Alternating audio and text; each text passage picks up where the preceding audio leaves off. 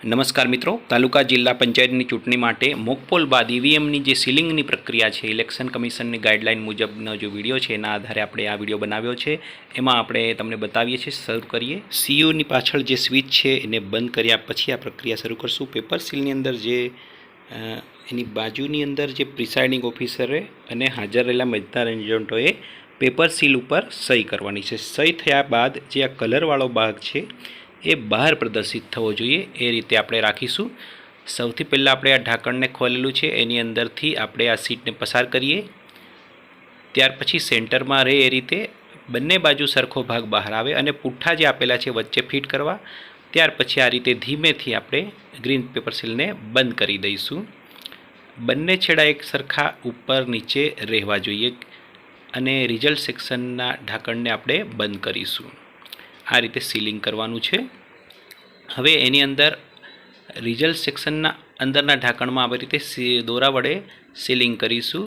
ત્યાર પછી close button માટેનું જે બીજા નંબરનું સીલ છે, સ્પેશિયલ ટેગ, જે ખાસ કાપલી તરીકે પણ ઓળખાય છે, આમાં પણ આપણે હાજર રહેલા એજન્ટ અને પ્રિસાઇડિંગ અધિકારીએ સહી કરી દેવાની છે.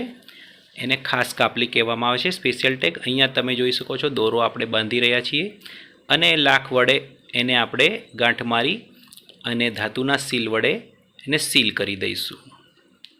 આ ખાસ કાપલી છે, એની વચ્ચે ખાના જેવી જગ્યા છે, એ સીલિંગ થયા બાદ આપણે મૂકીશું એટલે રિઝલ્ટ લખેલું છે ક્લોઝ બટન આપણે જોઈ શકીએ અને આ રીતે બંધ કરી દઈશું.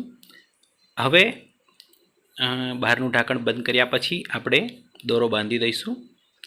હવે સરનામા ટેગનો ઉપયોગ આપણે જોઈએ તો મતદાન મથકની તમામ માહિતી લખી અને ત્યાર પછી આ દોરો બાંધી અને સરનામા ટેગને આપણે આ રીતે લાખ વડે સીલ કરી અને પાછળ સેલો ટેપનો ઉપયોગ કરી અને આપણે આ રીતે એને લગાવી દઈશું, જેથી કોઈ જગ્યાએ ઉખડી ના જાય અને નડે પણ નહીં. ત્યાર પછી આ ત્રીજું સીલ આપણે માર્યું સરનામા ટેગનું. હવે ચોથું અને ખૂબ મહત્ત્વનું ABCD વાળી જે સ્ટ્રીપ સીલ કહેવાય, એનો ઉપયોગ આપણે કરીએ. તો હવે એને કઈ રીતે લગાવવું? તો જે કાળી કેપ છે એને અડે નહીં એ રીતે એની નીચેથી આપણે લગાવવાનું છે.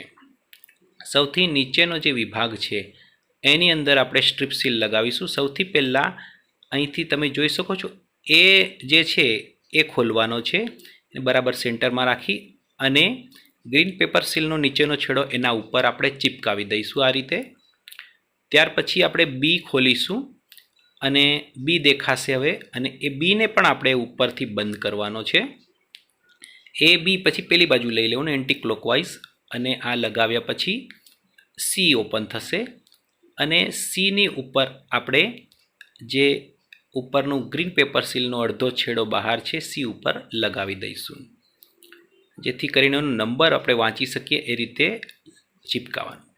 ત્યાર પછી આ આખી જે સ્ટ્રીપ છે એને એન્ટી ક્લોકવાઇઝ ફેરવી અને ABCDનો જે છેલ્લો અક્ષર ડી ઉપર આવે એ રીતે આપણે ચિપકાવી દઈશું. આ રીતે બને એટલું ફિટ રહે એવું આપણે અહીં ગોઠવણી કરવાની થાય છે. હવે તમે બંને પેપર સીલના એટલે કે ગ્રીન પેપર સીલ અને સ્ટ્રીપ સીલ બંનેના આપણે નંબર વાંચી શકીએ છીએ. મોકપોલ પછી આ રીતે 4 પેપર સીલો આપણે વાપરી.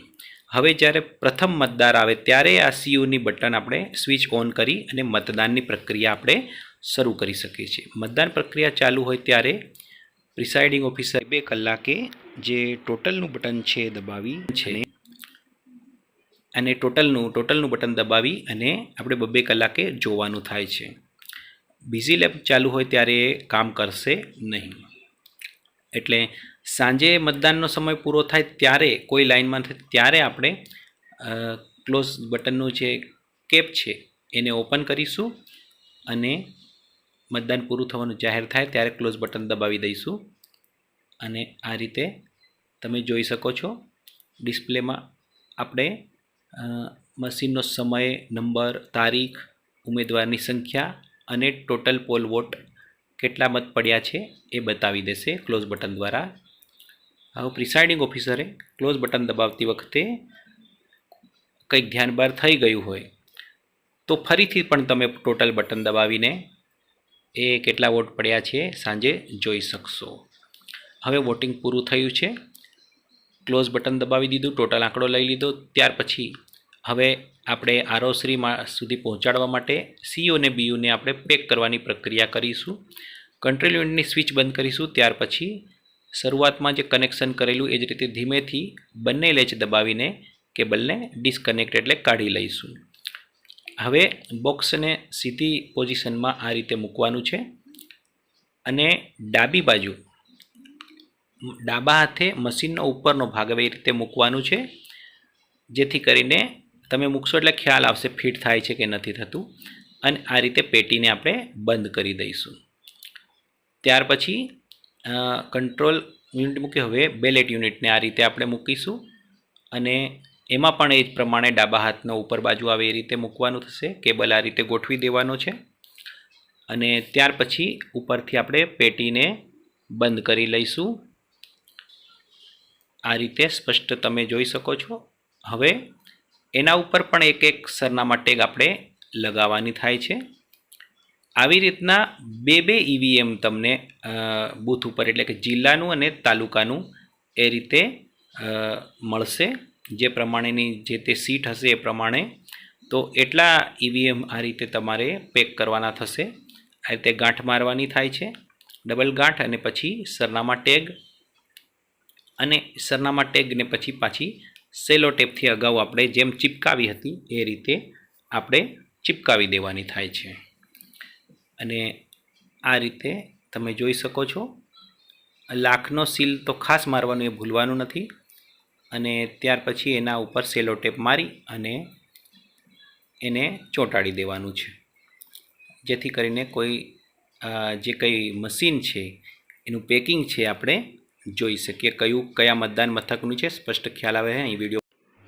ત્યાર પછી જે બીજું આપણું કંટ્રોલ યુનિટ અને બેલેટ યુનિટ એટલે કે બીજું જે મશીન છે એને પણ આ જ રીતે આપણે પેક કરીશું. અને આ રીતે એક જોડ તમારું એક મશીન રેડી થાય એવી રીતના બે મશીન હોય તો બે જોડનું આ રીતના તૈયાર થશે. તો વિડીયો અહીં પૂર્ણ કરીએ. Thank you very much.